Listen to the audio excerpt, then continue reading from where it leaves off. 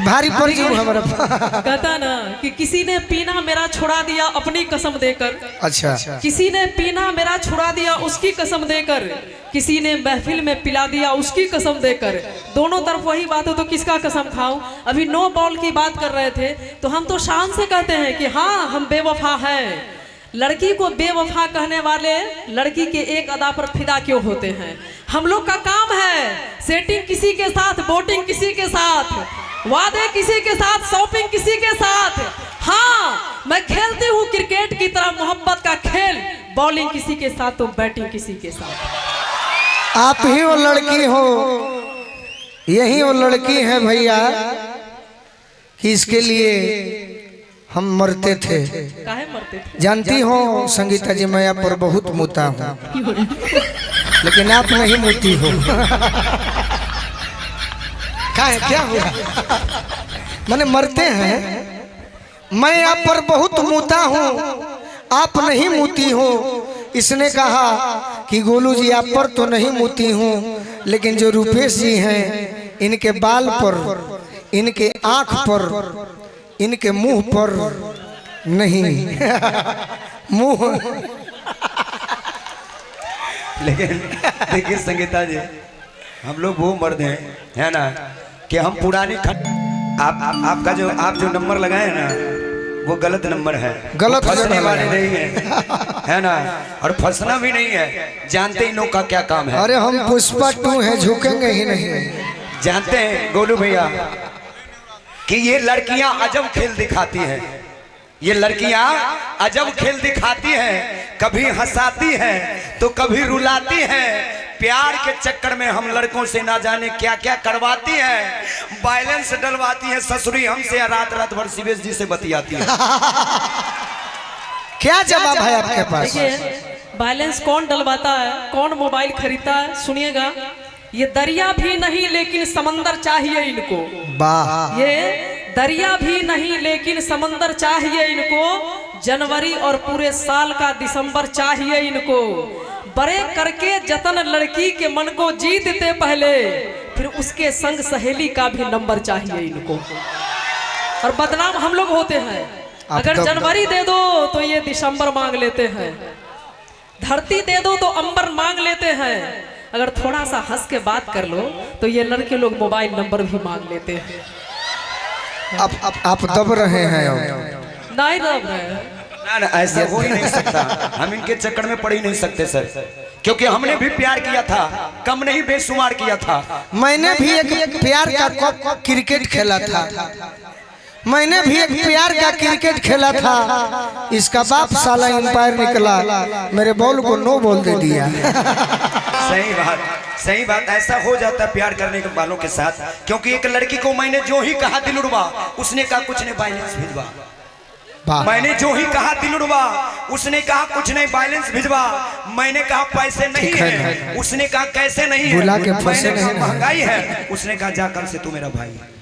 तो ऐसा हो जाता है, इनके चक्कर में पड़ना ही नहीं है ना, क्योंकि लड़कियां आती है हीर की तरह, चुभती है तीर की तरह, दिखती है हीर की तरह और बाद में हालत कर देती है फकीर की तरह।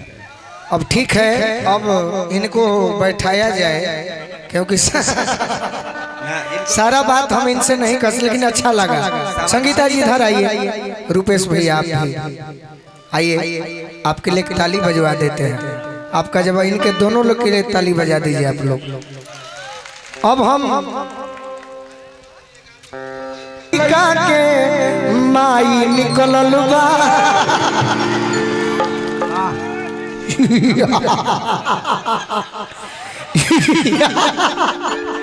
यार क्या ऐसे हंसी मैंने रामायण में रावण का सुना था। तो हम वही रावण हैं। नहीं रावण नहीं हो सकते आप। रूपेश भाई इधर आइए, इधर आइए, इधर आइए, आ जाइए। आइए। अभी हम लोग 6 बजाएंगे। 6 एक और माइक कहाँ है भाई? जाए तो दिन में हमारो जागे के बाद शिवेशो भैया के जगह के बाकी जागल जाए।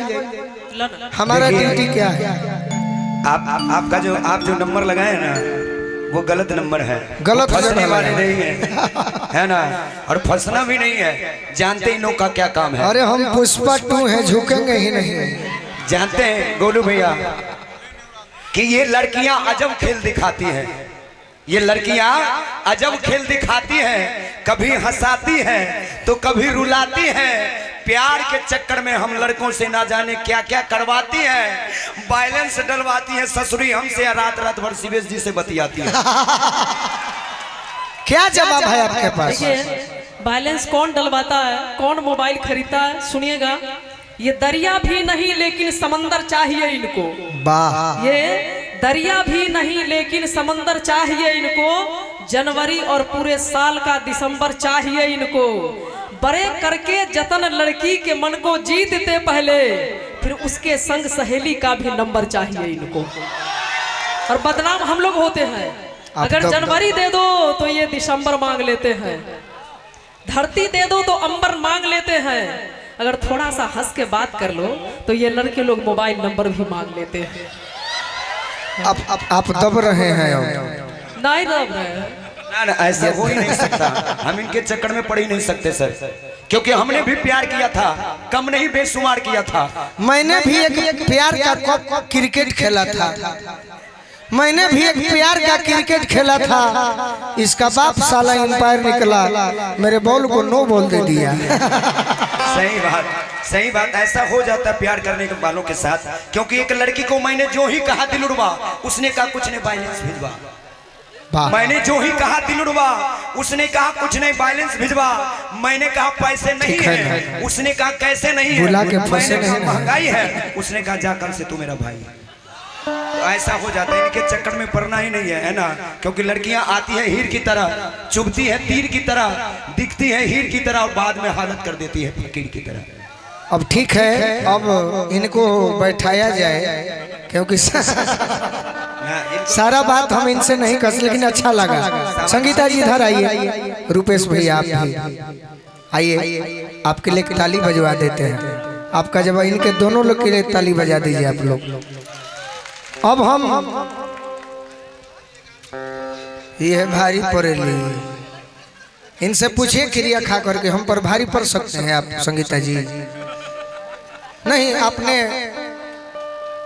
शिवलिंग के क्रिया खा के कहो कि भारी पड़ जाऊं हमारा। कहता ना कि किसी ने पीना मेरा छुड़ा दिया अपनी कसम देकर। अच्छा। किसी ने पीना मेरा छुड़ा दिया उसकी कसम देकर, किसी ने महफिल में पिला दिया उसकी कसम देकर।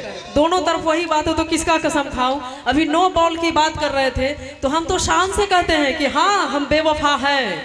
लड़की को बेवफा कहने वाले लड़की के एक अदा पर फिदा क्यों होते हैं?